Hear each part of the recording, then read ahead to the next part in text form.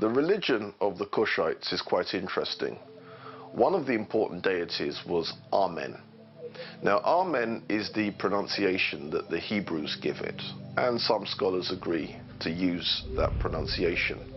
Amun is the pronunciation given to it by one of the old European scholars, Plutarch. In the language of Kemet, the word for hidden is Imen, or Amun is the way that we put it in English.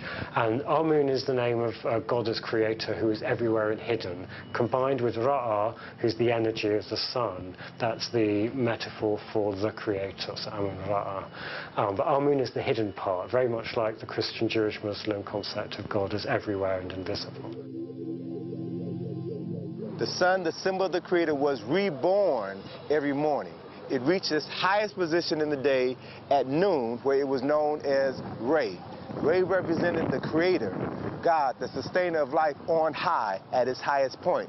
When the sun set in the west, it was known as Amen. Amen is a Kemetic word which means hidden or concealed.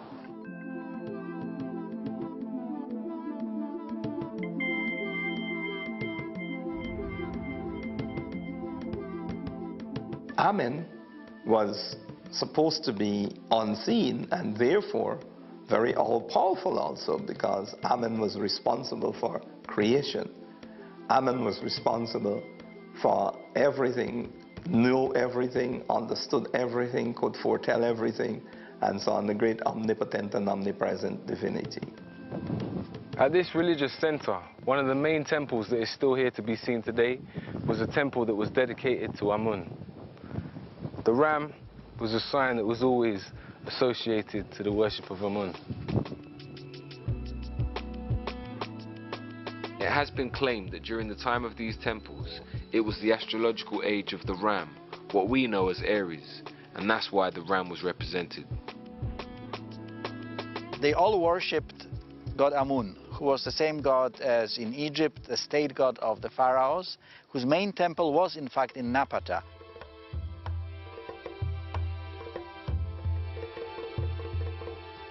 Their deity Amen, they make it quite clear. Amen is a deity coming from Kush. And then during the Kushite Golden Age, they resurrect that same belief system, and then they build monuments sacred to Amen, and then Amen's wife, or Amen's consort, Mut. Mut was the goddess of Amen. What's important here is that same site, the Egyptians had their belief that that's where Amen and Mut came from. So that becomes a very, very important center. Within the African systems, be they in Kemet, be they in Nubia, or be they in Kush, the male god has an equal and opposite female god. We see this representation in all African cultural systems that flow. Every Neter in Kemet had his female counterpart. So I reference a Sar and a Set. They were Neter who complemented each other. They were co-equals. They are usually together in families, producing children. We have a man and a woman and a child produced as the union. We tend to think of the deities as a family. It's not quite so biological, it's more religious. In the beginning there was only noon, the original ocean of chaos that contained the beginning of everything to come. Ra, the sun, was born and appeared to rise from the surface of the water. Ra then gave birth to two children, Shu, the god of air, and Tefnut, the goddess of moisture. Shu and Tefnut then had two more children, Nut, the goddess of sky, and Geb, the god of earth. And so with them the physical universe was created. From the union of Geb and Nut, 4 human children were born, and so the story of civilization begun. The Egyptian creation story, in many respects, represents the development of a civilization and the growing of Egypt, I suppose. And it's coming out of something that's very simple and coming out of nature, and then is being developed by man and being developed also into obviously one of the greatest civilizations that there ever was. The spiritual world represented the physical world. So as it was in heaven, so as it was on earth. The Africans came together in Kemet to build a heaven on earth. So what you see is this combination of balance and harmony. The essence of what we find within traditional African society is an understanding of the totality of life that is literally matrilineal and is paired with the masculine energy in order to maintain its force and its operation throughout society. If you suppress the female, you suppress 50% of the power of the creator. It seems to be really important, and in many respects the sort of male and female seem to represent the two different forces coming together. And I suppose it's a bit like the unification of Upper and Lower Egypt in some respects. Because they understood that it wasn't just about gender. It was about the understanding of the energy and how it moves, how masculine energy moves and how feminine energy moves, and how to marry the two, which created balance, life. The idea was to create a land which was like the land that was up in the skies and beneath the earth. And in that sense, they saw that how they were arranged in families was also how the gods must also be arranged in families, and how the spiritual energies of the universe must also be arranged in families because they are arranged in families. Three of the most important Neteru in Kemet were Asar, Aset, and Heru. Or to give them the more usual names, Osiris, Isis, and Horus. These three deities originally came from Kush. These are very, very important triumvirate. Their stories are as much mythology as they are history. Now, according to Diodorus Siculus, who was one of the ancient Greek historians, Osiris was originally a community leader of very early Kush. He doesn't call him a king of Kush, but he makes it quite clear he was a leader. Asar is regarded as the founding father of Kemet. He unified the two lands. He established the first nation-state in the recorded history of humanity. He is said to have introduced writing, the writing which the ancient Kemites referred to as Metu Neter, or the writing of God when it was written, or the words of God when it was spoken. He is also said to have introduced agriculture and theology. Also decided to take civilization to certain parts of the Nile Valley as well as to other parts of the world. Asar married a beautiful Nubian woman by the name of Aset, who was his co-regent, not his inferior, his co-regent. And when Asar decided that he was going to travel to other parts of Africa to share his technology with his brothers and sisters on the continent, he left his wife Aset to run their nation.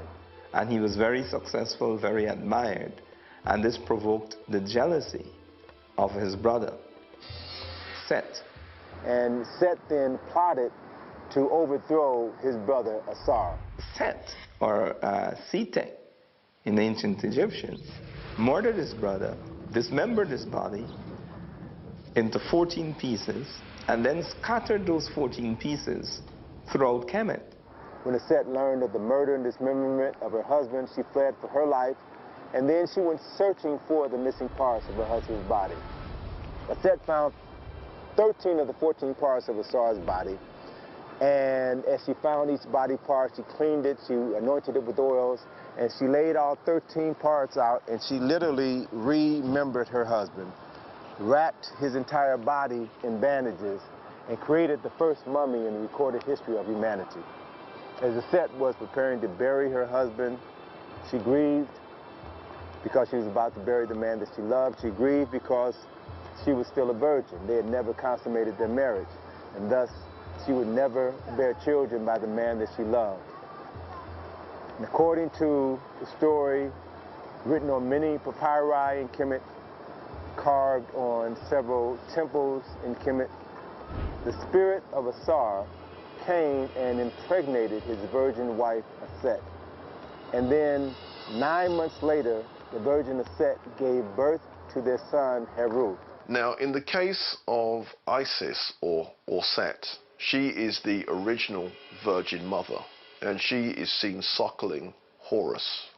He is shown as a child suckling his mother, and he's wearing the pharaonic headdress, making it clear that he was born a king.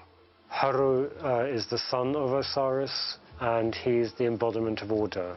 He has to take over the kingship, and he has to do that through a struggle. So Heru was born, son of a virgin. He was born with a specific purpose in life. That was to restore his father's kingdom, to do battle with his uncle Set and reclaim his father's throne. Heru would then take up his father's struggle, in a way, against his uncle Set. One of those classic battles, not so much between good and evil, it's more a battle between order and anarchy. And Heru eventually triumphs over Set. At that moment, Heru was transformed, miraculously transformed into a falcon. He flew into heaven to meet with his father Asar, told Asar of his victory over Set. His father blessed him, and Heru then returned to Kemet as the legitimate heir to the throne. And when he ascended to the throne, the symbol of the Heru Badet, the winged sun disk, was a symbol that was carved above the entrance of every temple in Kemet to serve as a reminder of Heru fulfilling the reasons for which he was born. And at the moment Heru reclaimed his father's throne and was crowned the king of Kemet, his father Asar was resurrected from the dead and took his place on the throne of judgment.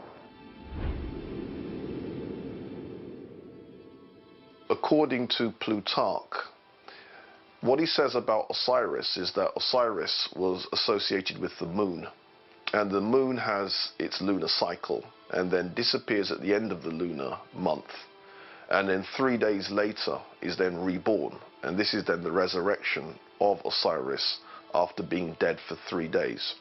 So Osiris is then the god of death and resurrection. And Seth, or Zetesh, is never thrown away. He's an important part of the whole series of gods. He's not the annihilating factor. Set was not purely evil. Set represented the forces of discordance. Zetesh still has to be there. If you take him away, you're taking away part of reality. But he shouldn't be king. So that balance between Hor and Zetesh is one where Hor, Heru, is meant to be very much on top and ruling. And our ancestors were very inclusive. And they knew for certain that, as I said, there was a little bit of good in the worst of us and a little bit of bad in the best of us. And they represented that in this way. So the reigning ruler in Kemet, and this is taken over to an extent in Kush, the reigning king is Horus, because he's managed to take over and rule.